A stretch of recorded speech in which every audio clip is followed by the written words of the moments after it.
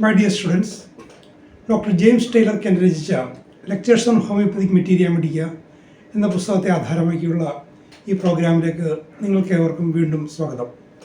നമ്മൾ കൽക്കേറിയ കാർബോണിക്ക എന്ന അധ്യായത്തെക്കുറിച്ചാണ് കഴിഞ്ഞ എപ്പിസോഡുകളിൽ പറഞ്ഞുകൊണ്ടിരുന്നത്. അതിൻ്റെ അടുത്ത ഭാഗത്ത് കൽക്കേറിയയുടെ വളരെ ശ്രദ്ധേയമായ കൽക്കേറിയ കോൺസ്റ്റിറ്റ്യൂഷനെ കണ്ടെത്താൻ സൂചിപ്പിക്കുന്ന വളരെ പ്രധാനപ്പെട്ട ചില ഫാക്ടേഴ്സ്, കുട്ടികളുമായിട്ട് ബന്ധപ്പെട്ട ചില കാര്യങ്ങളാണ് കെൻറ്റിവിടെ പറയുന്നത്. Children with cold feet, emaciated extremities, large heads, enlarged abdomen, stomach distended like an inverted saucer, rounded out, bloated abdomen and slender extremities, cold and sensitive to cold, pale skin, pale waxy surface. ഒരു കുട്ടിയുടെ ഒരു കൃത്യമായിട്ടുള്ള ചിത്രം, ഒരു കൽക്കേറിയ ബേബിയുടെ, ഒരു കൽക്കേറിയ ചൈൽഡിൻ്റെ കൃത്യമായിട്ടുള്ള ചിത്രമാണ് ഇവിടെ കെൻറ്റ് വരച്ച് കാട്ടുന്നത്. തണുത്ത കാൽപാദങ്ങൾ, എക്സ്ട്രീമിറ്റീസ് വളരെ ശോഷിച്ചത്, അതേസമയം തല വല്ലാതെ വലുതായിരിക്കുന്നത്, അതുപോലെ തന്നെ വയർ വല്ലാതെ വീർത്ത് ഇൻവേർട്ടഡ് സോസർ മാതിരി, കപ്പ് അല്ലെ സോസർ കമഴ്ത്തി വെച്ചത് മാതിരി ഉരുണ്ട് ഉന്തിയ വയർ, വല്ലാതെ വീർത്ത് കെട്ടിയ വയർ, അതേസമയം എക്സ്ട്രീമിറ്റീസ് കൈകാലുകളൊക്കെ വളരെ ശോഷിച്ചത്.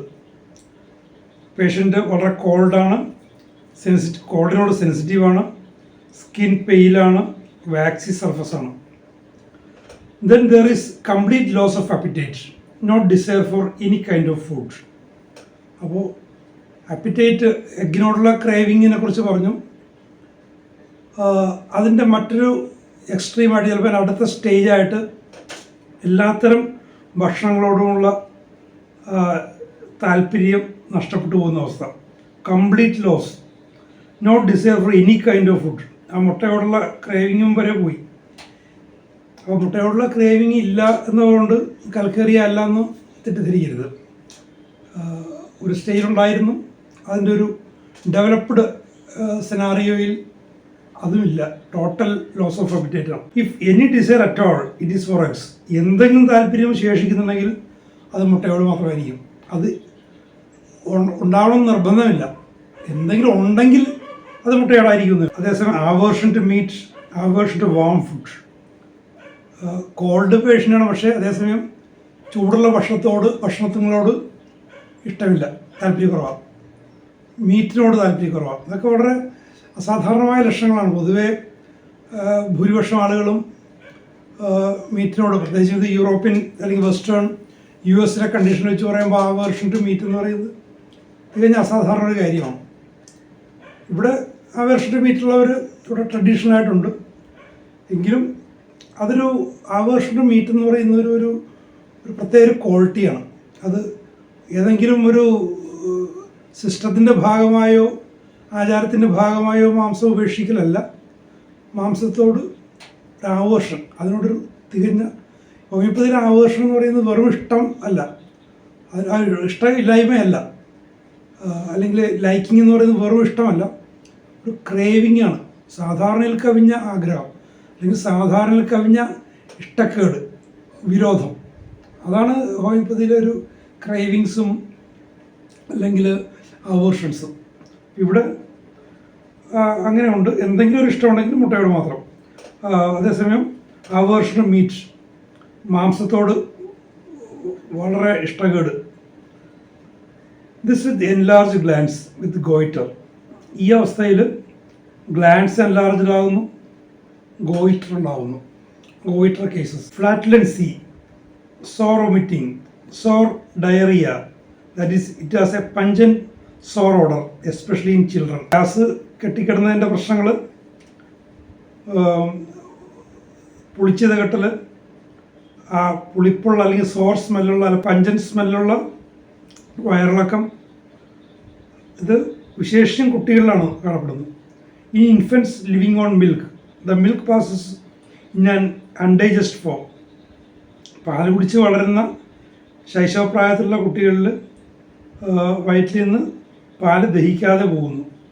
The stool is so sore that it is pungent. It excoriates the parts and keeps the nails raw in infants where the diaper comes in contact with the pants. അപ്പോൾ ഈ മലം പോകുന്നിടത്തൊക്കെ അതൊരു എക്സ്കോറിയേഷൻ ഉണ്ടാക്കുന്നുണ്ട്. അത് ഈ acidic നേച്ചറിലുണ്ടായിരിക്കണം അത്. There are times when the abdomen is emaciated. വയറ് പൊതുവെ കൽക്കേറിയ കണ്ടീഷനിൽ വയറ് പൊതുവെ വീർത്ത് കെട്ടിയ വയറുന്തിയ ഒരവസ്ഥയാണെങ്കിൽ പോലും വയറും abdomen ശോഷിച്ച അവസ്ഥകളുണ്ട്. There are times the gases go out and the abdomen sometimes becomes flabby. അതായത് വായു കെട്ടിക്കിടക്കുന്ന അവസ്ഥയിലാണത്. വായു കെട്ടി വയറ് വീർത്ത അവസ്ഥയാണ് പറയുന്നത്. അത് വായു പോകുമ്പോൾ അത് ഫ്ലാബിയായി തീരുന്നു അയയുന്നു. But most of the time it is distend with flatulence. പക്ഷെ മിക്കവാറും സമയങ്ങളിൽ വീർത്ത് കെട്ടിയിരിക്കുക. അപ്പം അത്തരം ചെറിയ വ്യത്യാസങ്ങൾ കണ്ടാലും അത് കൽക്കറി അല്ലെന്നൊന്നും ധരിക്കണ്ട. When it is flabby it can be observe that there are nodules in the abdomen. അങ്ങനെ വയറ് ചൊട്ടിക്കിടക്കുമ്പോൾ വയറ്റിൽ നൊഡ്യൂൾസ് കാണാൻ സാധിക്കും. ആ ഗ്രന്ഥികൾ നമ്മൾ നേരത്തെയും കൊണ്ടാണ് ഗ്രന്ഥികൾ വീർത്ത് ഇരിക്കുന്നു എന്നുള്ളത്. The lymphatic glands are hard and sometimes can be felt through the emaciated abdomen. അപ്പോൾ ഈ ലിംഫ് ഗ്രന്ഥികൾ കല്ലിച്ചിട്ട് ചൊട്ടിയ വയറിലൂടെ നമുക്കത് തടവി നോക്കിയാലൊക്കെ അത് ഫീൽ ചെയ്യും. There is a tubercular tendency and ടൈപ്പ് മെസൻട്രിക്ക is one of the natural endings of the lime constitution. With this we get the glandular affection of the bowels. അപ്പോൾ കൽക്കേറിയ കോൺസ്റ്റിറ്റ്യൂഷനിൽ ക്ഷയരോഗത്തിൻ്റേതായിട്ടുള്ളൊരു സ്വഭാവം, ഒരു ടെൻഡൻസി ഉണ്ട്. ക്ഷയം മൂലമുണ്ടാകുന്ന വയറിളക്കം, ടൈപ്സ് മെസൻട്രിക്ക, ക്ഷയം മൂലമുള്ള വയറിളക്കമുണ്ട്. അതെങ്ങനെയാണ്? ഈ ലൈം കോൺസ്റ്റിറ്റ്യൂഷൻ്റെ ഒരു natural, one of the natural lens. ഈ ലൈം കോൺസ്റ്റിറ്റ്യൂഷൻ അങ്ങ് മുന്നോട്ട് പോയി എത്തുന്നൊരവസ്ഥയാണ് ട്യൂബർക്കുലർ അവസ്ഥയും അതുമൂലമുള്ള വയറിളക്കവും. Tubercular deposits in the mesenteric glands. വയറ്റിലെ ഗ്രന്ഥികളിൽ ട്യൂബർക്കുലർ ഡെപ്പോസിറ്റ്സ് ഉണ്ടാകുന്നു. Diarrhoea comes on sour watery diarrhoea, gradual emaciation especially of the extremities. അപ്പോൾ വയറിളക്കം വരുന്നു, വെള്ളം പോലുള്ള പുളിച്ച ഡയറിയ, സാവകാശം ശോഷിക്കുന്നു. വിശേഷിച്ചും ആ ശോഷിക്കൽ നമ്മൾ നേരത്തെ കണ്ട പോലെ എക്സ്ട്രീമിറ്റീസാണ്. Every cold brings on more indigestion and more sour vomiting. Cold പേഷ്യൻ്റാണെന്ന് നമുക്കറിയാം.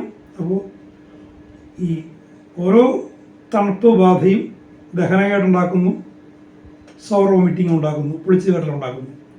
Diarrhoea that can be stopped because every time he gets a cold it renews the diarrhoea. ഈ ഡയറിയ നിലക്കുന്നില്ല, കാരണം ഓരോ തവണ തണുപ്പിടിക്കുമ്പോഴും ഈ ഡയറി വരുന്നു. ഫസ്റ്റിൽ ഇത് ഒരു കോൾഡ് ക്ലൈമറ്റിലുള്ള ഒരു കാര്യമാണ്. ഇവിടെ അങ്ങനെ നമ്മളുടെ നാട്ടിൽ അങ്ങനെ കാണാറില്ലല്ലോ. അപ്പോൾ ഡയറിയ, തണുപ്പടിച്ച് ഡയറിയ നിലയ്ക്കാത്തൊരവസ്ഥ നമുക്ക് പ്രതീക്ഷിക്കേണ്ട. It is an acute attack. ഡൾക്കമറ often relieves it, but when it has recurred several times ഡൾക്കമറ can no longer leave it and Calcarea then becomes one of the remedies. അപ്പോൾ ഇത്തരം അക്യൂട്ട് കണ്ടീഷനിൽ, ഈ തണുപ്പടിച്ചുള്ള ഡയറിയയുടെ ഒരു അക്യൂട്ട് കണ്ടീഷനിൽ ഡൾക്കാമറ ഒരു നാച്ചുറൽ റെമഡിയാണ്. അത് റിലീവ് ചെയ്യും. പക്ഷേ അത് ആവർത്തിച്ച് വന്നാൽ, അതിന് ക്രോണിക് നേച്ചർ ഉണ്ടെങ്കിൽ ഡൾക്കാമറയ്ക്ക് അതിനെ റിലീവ് ചെയ്യാൻ പറ്റില്ല. അപ്പോൾ വരുന്ന ക്രോണിക് മെഡിസിൻസിൽ ഒന്ന് കൽക്കേറിയാണ്. കൽക്കേറിയ ആവാവുന്നേ ഉള്ളൂ. Again, it is one of the most useful medicines called lingering stubborn case of constipation. Again, it is one of the most useful remedies in all the lingering stubborn case of constipation. വളരെ കടുത്ത constipation കേസസിൽ, ഇങ്ങനെ തുടർന്ന് നിലനിൽക്കുന്ന കേസുകളിൽ വളരെ ഉപകരിക്കുന്ന മരുന്നുകളിലൊന്നാണ്. One of the most useful medicines. വളരെ ക്രോണിക് ആയിട്ടുള്ള constipation. When there is only a moderate diarrhea, the stool is white. ചെറിയ തോതിൽ ഡയറിയ ഉണ്ടെങ്കിൽ വൈറ്റ് സ്റ്റൂൾസ് ആണ്. And when this constipation is present, the stool is white or light chalk. അപ്പോൾ കൽക്കേറിയുടെ കോൺസ്റ്റിപ്പേഷനിൽ വെളുത്ത സ്റ്റൂൾസാണ്, അത് ചോക്ക് പോലെ ഇരിക്കും. കൽക്കേറിയൽ നേച്ചറാണല്ലോ അത്. The infants taking milk, you can account it for white or pale stool because of the milk. But when the patient does not live on milk and lives on ordinary substances, the stool becomes bileless and it is very light colored. കുട്ടികളിൽ ഇങ്ങനെ വരുന്നത് സാധാരണ, കാരണം ശിശുക്കളിൽ പാൽ കുടിച്ചു വളരുന്ന ശിശുക്കളിൽ ഒരു white colour ഉണ്ടാകാം. പക്ഷേ സാധാരണ ഭക്ഷണം കഴിക്കുന്നവരിൽ ഇത് വരുന്നത് അതിൽ ബൈലിൻ്റെ അംശം ഇല്ലാത്തതുകൊണ്ട് is yellow or white, and in the constipation often the stool is very light colored and hard. അപ്പോൾ കൽക്കേറിയുടെ വളരെ stubborn constipation ആണ്, പക്ഷേ സ്റ്റൂൾസ് ലൈറ്റ് കളേർഡ് ആണ്, ഹാർഡാണ്. Calcarea has a kind of indigestion, a fermentation that forwards the formation of worms, so that Calcarea babies are sometimes wormy. കൽക്കേറിയയുടെ വളരെ പ്രധാനപ്പെട്ട ഒരു സ്വഭാവമാണ് worms ഉണ്ടാകൽ. ഈ വോമി നേച്ചറിനെ കുറിച്ചുള്ള ചില പൊതുവായ ധാരണകളെ കെൻഡ് ഇവിടെ തുറന്നു കാണിക്കുന്നുണ്ട്. അപ്പോൾ കൽക്കേറിയൻ ഇൻഡൈജഷൻ കൊണ്ട് ഉണ്ടാകുന്ന ഫെർമെൻറ്റേഷൻ, ഫുഡ് ഫെർമെൻറ്റ് ചെയ്തിട്ട് ഉണ്ടാകുന്ന ആ രാസവസ്തുക്കൾ വോംസിൻ്റെ പെരുകലിന് അനുകൂലമാണെന്നാണ് കെൻഡ് പറയുന്നത്. Pass worms in the stool and vomit worms. സ്റ്റൂളിലൂടെ വോംസ് പോകുന്നു, വോമിറ്റ് ചെയ്യുകയും ചെയ്തു. വോംസ് വോമിറ്റ് വളരെ അപകടകരമായ അവസ്ഥയാണ് സ്റ്റൂളിനായി വോംസിന് വോമിറ്റിങ്. ശ്വാസകോശത്തിലേക്ക് പോയി മരണം സംഭവിച്ച പല കേസുകളുണ്ട്. Calcarea so corrects this indigestion when the symptoms agree. ലക്ഷണങ്ങൾ യോജിക്കുമ്പോൾ ഈ ഇൻഡൈജഷനെ കൽക്കേറിയ സുഖപ്പെടുത്തും. The worms no longer hatch out. അങ്ങനെ ഈ ഇൻഡൈജഷൻ പോകുമ്പോൾ പിന്നീട് ഈ വിരയുടെയും കൃമിയുടെയും കുഞ്ഞുങ്ങൾ മുട്ട വിരിഞ്ഞിറങ്ങുന്നത് ഇല്ലാതായി തീരും. The symptoms disappear and we really wonder what becomes of the worms. അപ്പോൾ ഈ വിരകൾക്ക് അല്ലെങ്കിൽ കൃമികൾക്ക് എന്ത് സംഭവിച്ചു എന്ന് നമ്മളെ അത്ഭുതപ്പെടുത്തുമാറാണ് ആ ഒരു രോഗശാന്തി. അപ്പോൾ ഇത് പറയുന്നത് വെച്ചാൽ വിരശല്യത്തിന് ചില സ്ഥിരം മരുന്നുകളുണ്ട്, അലോപ്പതിയിലുണ്ട്, ഹോമിയോപ്പതിയിലും അങ്ങനെ പറഞ്ഞു കേട്ടിട്ടുണ്ട്. പക്ഷേ അതിനൊന്നൊരു അർത്ഥമില്ല. കോൺസ്റ്റിറ്റ്യൂഷണൽ റെമഡീസ് കൊടുത്തു കഴിഞ്ഞാൽ വിര പോകും. എനിക്കറിയാവുന്നൊരു കേസിൽ, അത് ഫോസ്ഫറസിനെ കുറിച്ച് പറയുമ്പോൾ ഞാൻ പറയാം. എൻ്റെ സുഹൃത്തിനെ ഇതേമാതിരി ഡോക്ടർ ജൻബാബിൻ്റെ അടുത്ത് ഞാൻ കൊണ്ടുപോയി. ആ കേസെടുത്തു. വളരെ പ്രയാസം പിടിച്ചൊരു കേസായിരുന്നു. ഫോസ്ഫറസാണ് കണ്ടെത്തിയത്. ഫോസ്ഫറസ് പിറ്റേന്ന് അയാൾ പറയുന്നത് വയറ്റിൽ നിന്നൊരു ഒരു പന്ത് പോലെ ഒരു 100ഓളം വിരകളെങ്കിലും, വലിയ വിരകളെങ്കിലും പോയെന്നാണ് പറയുന്നത്. പക്ഷേ ഈ വിരയുടെ പ്രശ്നം കേസ് ടേക്കിങ്ങിൽ പറഞ്ഞിട്ടേ ഇല്ലായിരുന്നു. അയാളും പറഞ്ഞു, ഞാൻ ബാബുശ്ശേരിയോട് ചോദിച്ചു ഈ വിര പ്രശ്നം, അങ്ങനെ പ്രശ്നമുള്ളതായിട്ട് അറിയില്ല. ഫോസ്ഫറസ് 200 ഒരു ഡോസാണ് കൊടുത്തത്. പിറ്റേന്ന് പോയ വിര, ഇത്രയും വിര വയറ്റിലുണ്ടായിരുന്നു എന്ന്. അപ്പോൾ കോൺസ്റ്റിറ്റ്യൂഷണൽ മെഡിസിൻസ് കൊണ്ട് ഡൈജഷൻ ശരിയാവും, വയറ്റിലുള്ള ഗ്യാസ്ട്രിക് ജ്യൂസസും മറ്റുമൊക്കെ അതിൻ്റെ ബാലൻസിലാവും. അപ്പോഴേക്കും വിരയ്ക്ക് പെരുകാനുള്ള സാഹചര്യം ഇല്ലാതാകും, വിരയ്ക്ക് നിലനിൽക്കാൻ പറ്റാതാകും, ഉള്ള വിരകൾ പുറത്തു പോകും, പുതിയ മുട്ടകൾ ഹാച്ച് ചെയ്ത് പുറത്ത് വരാതിരിക്കുന്ന സാഹചര്യം ഉണ്ടാകും. അത് വളരെ ശ്രദ്ധിക്കേണ്ട കാര്യമാണ്. ഇതിലൊക്കെ ഒരു റൂട്ടീൻ പ്രാക്ടീസിലൊന്നും വലിയ കാര്യമൊന്നുമില്ല. Idea with the homeopathy physician is not to give vermifuges, but to so correct the digestion that worms will not thrive. And it is true that worms will not thrive in the healthy stomach and intestines. കണ്ടോ, അതൊന്ന് വിശദീകരിച്ച് പറയും. The idea with the homeopathic physician is not to give vermifuges. ഈ വിരകളെ പുറന്തള്ളുന്ന ഔഷധങ്ങൾ കൊടുക്കുക എന്നുള്ളത് homoeopathic ഫിസിഷ്യൻ്റെ ചുമതലയല്ല, അയാൾ ചെയ്യേണ്ടതാണ്. But to so correct the digestion that worms will not thrive. ഈ വിരകൾ അവിടെ മതിച്ചു മുളക്കാൻ ഇടവരുത്തുന്ന ആ ക്രമം തെറ്റിയ ഡൈജഷൻ്റെ സാഹചര്യത്തെ ക്രമീകരിക്കുക. And it is true that worms will not thrive in a healthy stomach and intestine. ആരോഗ്യകരമായ വയറ്റിലും കുടലുകളിലും വിരകൾ നിലനിൽക്കില്ല. Whether they leave by expulsion or whether they are destroyed or what becomes of them, I do not know. കണ്ടോ, ആ വിരകൾക്ക് എന്ത് സംഭവിക്കുന്നു, അവ നശിച്ചു പോകുന്നു, എന്ത് സംഭവിക്കുന്നു എനിക്ക് അറിയില്ല. വാസ്തവത്തിൽ കെൻറ്റിന് അറിയില്ലെന്നല്ല, ഒരു ഹോമിയോപ്പതി അറിയേണ്ട കാര്യമില്ല. നമ്മളിവിടെ കണ്ടതുപോലെ, ഞാൻ നേരത്തെ പറഞ്ഞ ഫോസ്ഫറസ് കേസിൽ കണ്ടതുമാതിരി കോൺസ്റ്റിറ്റ്യൂഷണൽ മെഡിസിൻ കൊണ്ട് ഒരു പേഷ്യൻറ്റിൻ്റെ ദഹനം ശരിയാകുമ്പോൾ വയറും കുടലുകളുമൊക്കെയുള്ള ജ്യൂസസിൻ്റെ പ്രൊപ്പോർഷനെല്ലാം വളരെ ക്രമീകൃതമാകുമ്പോൾ അവിടെ ഒരു വിലയ്ക്കും ഒരു അന്യവസ്തുവിനും അന്യജീവിക്കും നിലനിൽക്കാൻ പറ്റാത്ത അവസ്ഥ വരും. Remove them by physicking them out and by vermifuges only makes a bad matter worse because it increases the indigestion, it increases the turmoil. അപ്പോൾ ഇതേമാതിരി ഈ മരുന്നുകളും മറ്റോ കൊടുത്ത് വെർമിഫ്യൂജസ് കൊടുത്ത് വരെ കളയാൻ നോക്കുമ്പോൾ അത് ദഹനകേടിനെ വർദ്ധിപ്പിക്കുകയും വയറിൻ്റെ കുഴപ്പത്തെ ഒന്നുകൂടി കുഴപ്പമുള്ളതാക്കുകയും തീർക്കുകയും മാത്രമേ ചെയ്യുള്ളൂ. So it is with all worms in the stomach and rectum. All those worms will come if they are forward with just exactly the right kind of fluids to hatch out in it. അപ്പോൾ അവയ്ക്ക് പെരുകാനുള്ള അനുകൂല സാഹചര്യങ്ങൾ ഇല്ല എങ്കിൽ സ്റ്റൊമക്കിലും രക്തത്തിലുമുള്ള എല്ലാ വിരകളും കൃമികളും നശിച്ചു പോവുകയോ പുറത്തു പോവുകയോ ചെയ്യും. They come and they grow. I suppose at least 25 times in the last 20 years have I known Calcarea to bring away tapeworm. അതിൻ്റെ കഴിഞ്ഞ 20 വർഷത്തെ പ്രാക്ടീസിൽ 20 തവണയെങ്കിലും കൽക്കേറിയ കൊണ്ട് ടേപ്വേംസ് നാടവിര പുറത്തുപോയ അനുഭവം ഉണ്ടെന്നാണ് പറയുന്നത്. And in most instances I did not know it was present. ഉണ്ടോ, ഞാൻ നേരത്തെ ഫോസ്ഫറസിൻ്റെ കാര്യത്തിൽ പറഞ്ഞ പോലെ മിക്ക അവസ്ഥകളിലും വിര ഉണ്ടെന്ന് തന്നെ കെൻറ്റിന് അറിയില്ലായിരുന്നു. അത് പേഷ്യൻ്റ് അത് പറഞ്ഞിട്ടുണ്ടാവില്ല, അല്ലെങ്കിൽ വിരയുടേതായിട്ടുള്ള ഒരു ഡോക്ടർക്ക് തിരിച്ചറിയാൻ പറ്റുന്ന സ്വാഭാവിക ലക്ഷണങ്ങളൊന്നും കണ്ടിട്ടുണ്ടാവില്ല. പക്ഷേ മരുന്ന് കൊടുത്തു കഴിഞ്ഞപ്പോൾ ആ വിര പോയി, ടേപ്വേം എന്താണെങ്കിലും. But I simply prescribed for the patient. എൻ്റെ ആകെ ചെയ്തത് ആ രോഗിക്ക് വേണ്ടി പ്രിസ്ക്രൈബ് ചെയ്തതാണ്. രോഗിയുടെ കോൺസ്റ്റിറ്റ്യൂഷണൽ മെഡിസിൻ കൊടുക്കുക മാത്രമേ ചെയ്തുള്ളൂ. വിര ഉണ്ടായിരുന്നു ഇല്ലെന്ന് അറിയില്ലായിരുന്നു, അത് പോവുകയും ചെയ്തു. I was not aware of its existence. അതിൻ്റെ സാന്നിധ്യത്തെക്കുറിച്ച് ഞാൻ ബോധവാനായിരുന്നില്ല. It is so with many remedies but this more than others. പല ഔഷധങ്ങളുടെ കാര്യത്തിലും ഇത് ശരിയാണ്, പക്ഷേ കൽക്കേറിയുടെ കാര്യത്തിൽ ഇത് ഇത്തിരി കൂടുതലാണെന്നാണ് എൻ്റെ പറയുന്നത്. ഇനി കൽക്കേറിയയുടെ സെക്ഷൽ സിംറ്റംസിനെ കുറിച്ചാണ് പറയുന്നത്. The Calcarea patient is weak sexually with general relaxation and weakness. പൊതുവെയുള്ള തളർന്ന അവസ്ഥ, സെക്ഷൽ പാർട്സ് ശക്തിയില്ലാതെ തളർന്നു കിടക്കുന്നൊരവസ്ഥ.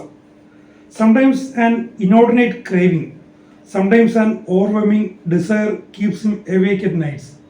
ചിലപ്പോൾ അസാധാരണമായൊരു ക്രേവിങ്, ആ ഡിസയർ കൊണ്ട് ഉറക്കം വരാതെ കിടക്കുന്നൊരവസ്ഥ.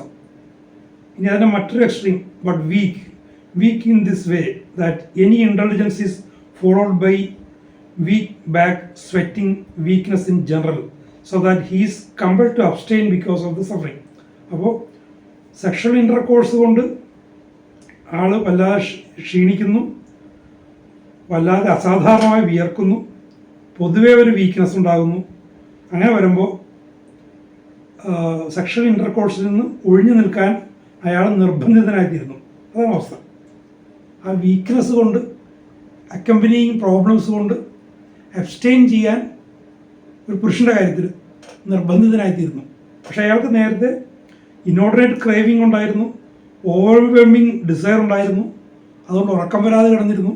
പക്ഷേ ഇൻ്റലിജൻസ് വരുമ്പോഴേക്കും അയാൾ വല്ലാതെ ക്ഷീണിച്ചു പോകുന്നു, അസാധാരണമായ വിധം വിയർക്കുന്നു. അപ്പോൾ ഒഴിവാക്കാൻ അയാൾ നിർബന്ധിതനായിത്തീരുന്നു. അതാണ് woman is affected in a similar way. സ്ത്രീകളിലും ഇത് സമാനമായ രീതിയിലാണ് സ്ത്രീകളെയും ഇത് ബാധിക്കുന്നത്. You need not be surprised when you hear all of the constitutional weakness that it is a common thing for Calcarea woman to be sterile. അപ്പോൾ നിങ്ങൾ അത്ഭുതപ്പെടേണ്ട. ആ ഒരു കോൺസ്റ്റിറ്റ്യൂഷണൽ വീക്ക്നെസ്സിനെ കുറിച്ച് നമ്മൾ പരിഗണിക്കുമ്പോൾ കൽക്കേറിയ വുമൺ, കൽക്കേറിയ പേഷ്യൻ്റായിട്ടൊരു സ്ത്രീ സ്റ്റെറൈലാകുന്നതിൽ സർപ്രൈസ്ഡ് ആവണ്ട എന്നാണ് പറയുന്നത്. അപ്പോൾ പുരുഷനിലും സ്ത്രീയിലും ഒരേമാതിരി ഈ പ്രശ്നം വരുന്നുണ്ട്. ആ ഒരു കോൺസ്റ്റിറ്റ്യൂഷണൽ വീക്ക്നെസ്സാണ് അവിടെ പ്രധാനം. നമ്മൾ നേരത്തെ കണ്ടു, കൽക്കേറിയ പേഷ്യൻ്റ് ആകെ ഒരു പൊണ്ണത്തടിയനാണ്, ക്ഷീണിച്ച ആളാണ്, തളർന്ന ഒരാളാണ്. അത് ആ വ്യക്തികളുടെ സെക്ഷുവാലിറ്റിയിലുണ്ട്. So tired, so relaxed, wholly unfit for reproduction. അത് റീപ്രൊഡക്ഷന് അൺഫിറ്റ് ആകുന്നത്രക്ക് അയാൾ ക്ഷീണിച്ച ഒരാളാണ്. And same as in the male, she suffered from lassitude, sweating, wakefulness and weakness in general after every coition. അപ്പോൾ സ്ത്രീകളിലും പുരുഷന്മാരിലും ഒരേമാതിരി തന്നെയാണ് ഈ ലാസിറ്റ്യൂഡും സ്വെറ്റിങ്ങും വെയ്ക്ക്ഫുൾനെസ്സും വീക്ക്നെസ്സും ഒക്കെ രണ്ട് കൂട്ടരിലും ഒരേമാതിരിയാണ് വരുന്നത്. The parts feel relaxed, sexual parts relaxed ആയി പോകുന്നു. The uterus drags down. അപ്പോൾ സ്ത്രീകളിൽ അത് യൂട്രസിനും ആ ഒരു വീക്ക്നെസ് വരുന്നുണ്ട്, അത് താഴേക്ക് ഇറങ്ങി വരുന്നു, drag down. Sensation as if parts would be forced out. Internal ഈ ഗൈനിക് പാർട്സ് പുറത്തേക്ക് തള്ളി വരുന്ന തരത്തിലുള്ള ഒരു സെൻസേഷൻ ഉണ്ടാകും, ഒരു തോന്നൽ പേശുണ്ടാകും. State of general weakness and general relaxation of the sexual organs of both male and female. Calcarea has a tendency to grow warts and polypoid growths, pedungulated growths that bleed easily, that are soft and spongy.